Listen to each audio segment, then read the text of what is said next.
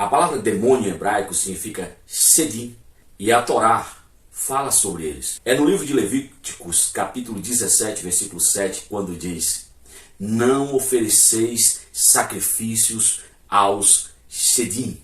As pessoas que oferecem sacrifício a demônios são as pessoas idólatras, paganistas. O livro de Tehillim, o livro dos louvores, livro de Salmo, número 106, verso 37, diz: e as pessoas paganistas, idólatras, chegaram à pachorra, ao ridículo, aquilo que Deus detesta, repudia, que é sacrificar aos Shedim filhos. Juntando o conhecimento bíblico hebraico e o livro de Zohar, chegamos ao entendimento que são seres completamente espirituais. Todavia, usaremos aqui as metáforas e alegorias cabalísticas para chegarmos a um consenso de entendimento do que seja os Shedim ou Seirim.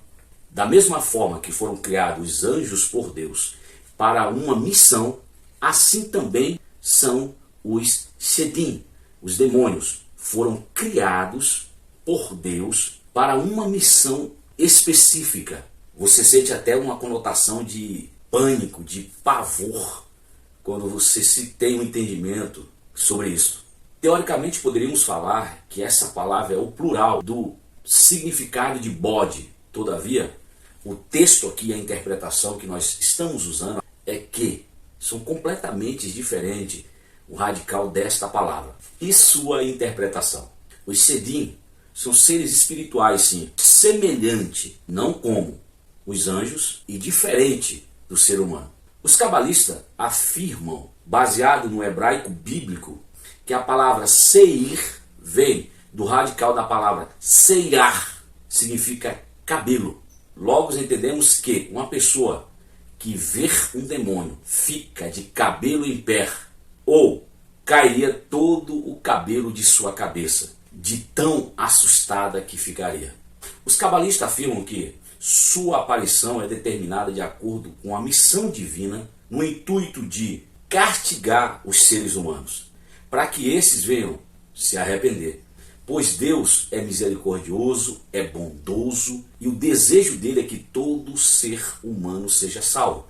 Todavia, é escolha do homem por seu livre-arbítrio. No texto específico ao livro de Tehillim, o livro de Salmos, o livro dos louvores, aparece um termo usado para demônios como Sheder, porque Sheder vem de um dos nomes de Deus que significa Shaddai, ou seja, Sheder, que é demônio, ele não tem toda completamente a escrita de Deus porque tiraram a palavra Yud.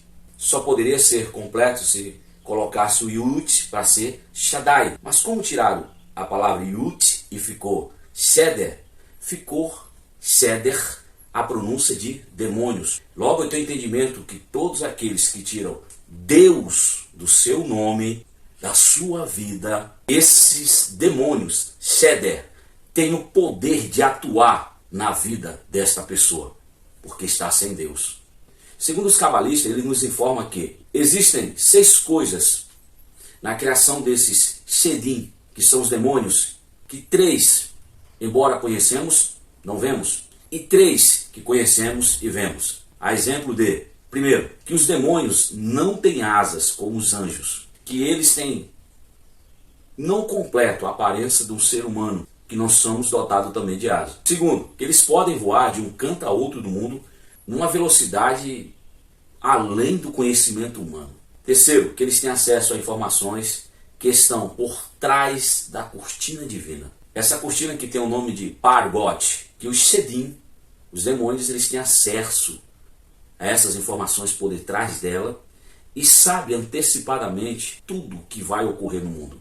E as outras 3 informações que temos sobre os Shedim são o que afirmam os cabalistas sobre os 4 elementos que temos, que é a terra, a água, o fogo e o ar. E os Shedim são formados por fogo e ar.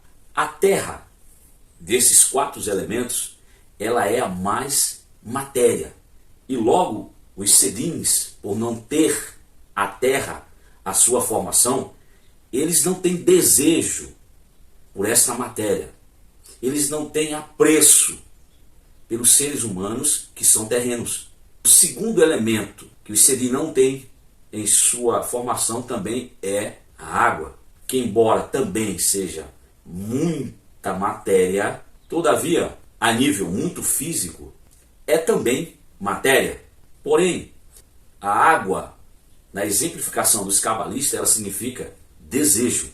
Então, os Sedim não têm desejo, como eu falei antes, por tudo que é terreno.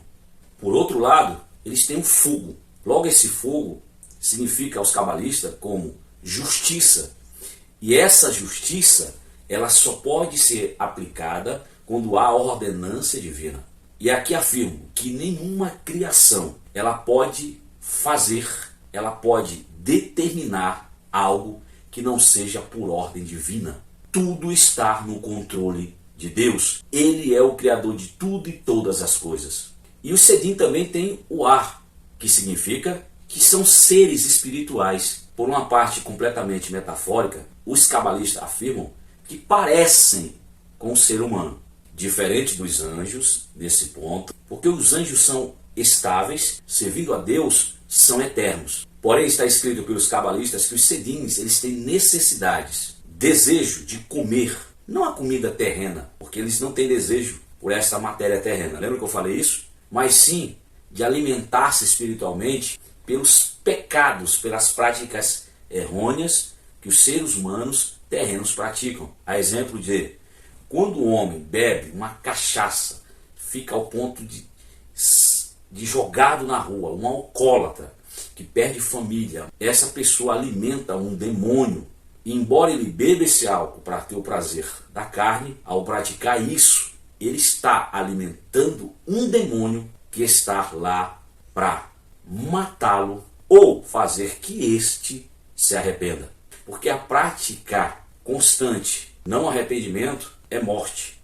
Mas o intuito é que você veja que todos se afastaram de você, sua vida está deteriorando, destruída, e você tem que ver e retroceder para estar com Deus. Quando você fuma, pensando que está alimentando sua necessidade terrena, na verdade, no mundo espiritual você está alimentando um demônio que se alimenta pela deteriorização da tua matéria humana, assim como todas as outras práticas pecaminosas. Você não alimenta apenas sua parte terrena humana, mas sim no mundo espiritual aos Sedim.